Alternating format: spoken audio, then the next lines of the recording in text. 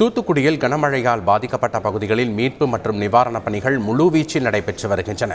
தூத்துக்குடியில் கனமழை வெள்ளத்தால் பாதிக்கப்பட்ட மக்களுக்கு உணவு வழங்கப்பட்டது. வரிசையில் காத்திருந்து பாதிக்கப்பட்ட மக்கள் உணவு வாங்கிச் சென்றனர். தூத்துக்குடியில் மழை பாதிப்புகளை சபாநாயகர் அப்பாவு ஆய்வு செய்து பொதுமக்களிடம் பாதிப்புகள் மற்றும் குறைகளை கேட்டறிந்தார். கனமழையால் சாலைகளில் வெள்ளப்பெருக்கு ஏற்பட்ட நிலையில் வீடுகளுக்குள் மழைநீர் புகுந்து பாதிக்கப்பட்ட மக்கள் படகுகள் மூலம் பத்திரமாக மீட்கப்பட்டு நிவாரண முகாம்களுக்கு அனுப்பி வைக்கப்பட்டனர்.